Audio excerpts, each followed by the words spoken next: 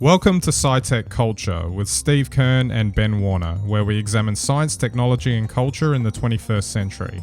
Visit our website at scitechculture.com. So we're getting to the point of machines hacking machines, it would seem. The AI story that just is the story that keeps on giving, isn't it?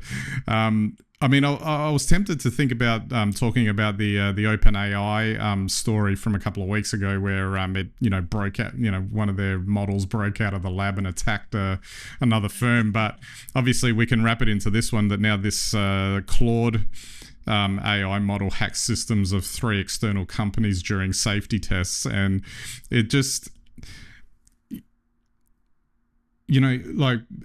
think of that kind of dystopian sci-fi future. This to me just further adds to what we've discussed before. It's not like anything really clever. It's kind of like a really almost dumbass way that they've gone around creating all of these models and doing these things, or going, oh whoopsie, we didn't keep the door, the door closed or whatever. It escaped. We didn't really mean that. And I find it kind of extraordinary that one that what's going to be the ramifications for this, in terms of for them, if anything, is regulation going to necessarily stop it or be put in place fast enough to be able to put the controls in? Then you got the ridiculousness of these companies saying, you got to put regulations in place because we can't do it, because we've got to move fast and break things. Otherwise we're not going to be able to compete. I don't know, with the Chinese or something like that.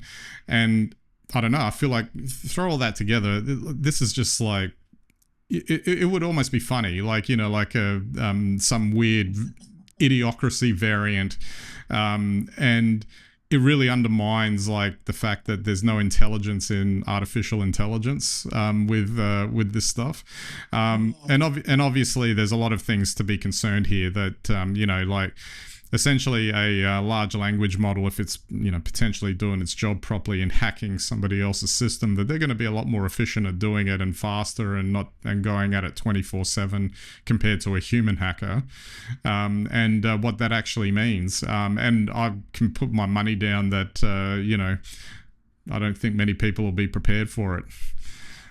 Well, it's quite interesting why these systems have hacked other systems. And it's very logical as well, because in every instance, by hacking into these other systems and effectively stealing or accessing illegally these other systems, they were able to get the tasks that they were told to do done much more quickly.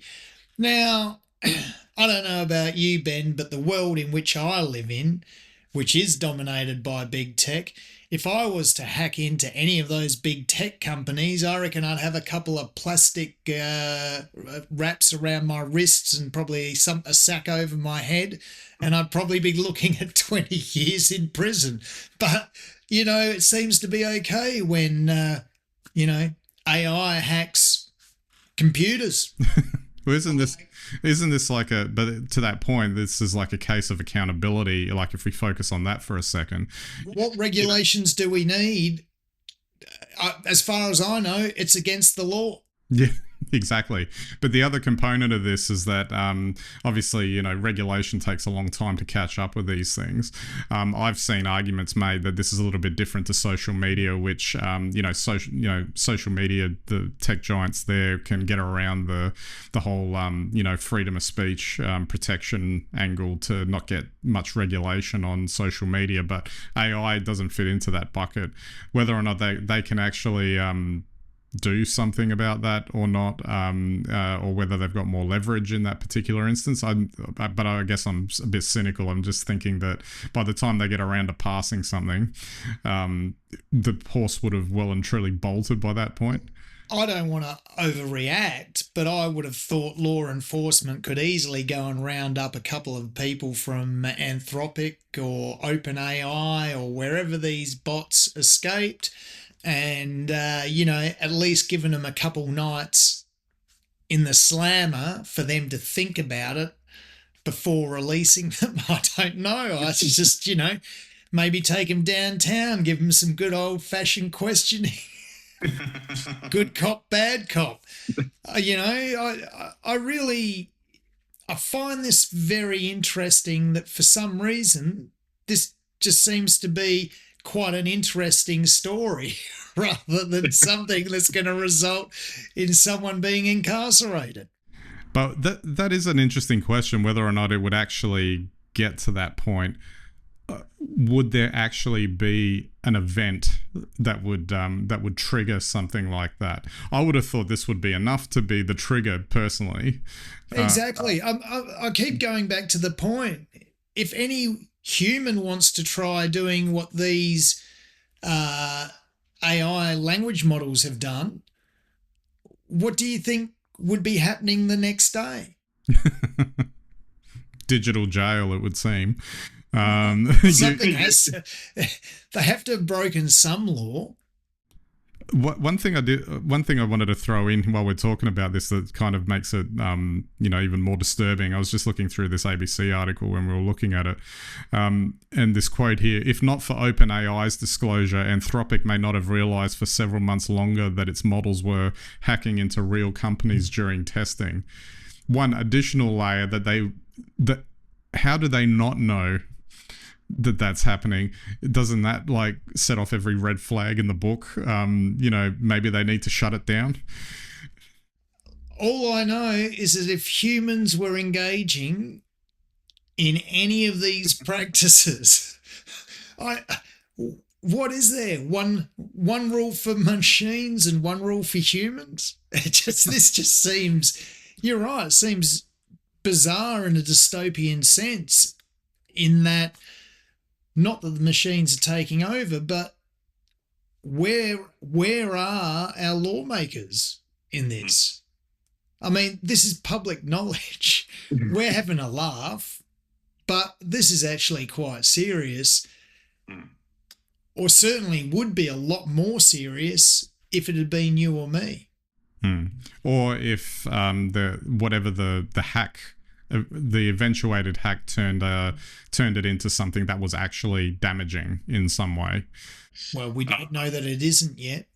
Yeah, well, that's true. But, in terms of it being reported as a story, that actually came to light. And then maybe, as you said, maybe the suits come around with the plastic ties, and then that's when they actually do some accountability. Or maybe it's just quietly under the rug, never to be spoken of again.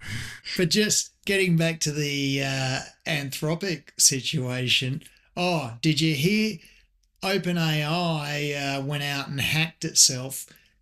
Maybe we better check and see what we're doing. Yeah. No, apparently not. I mean, we're talking specifically about AI, but this is a broader issue in tech anyway, just about that idea of not thinking any of that through. Is it that important that we have to move fast and break things? Surely innovation can still occur somehow, and things can be pushed along without having to break everything in its path.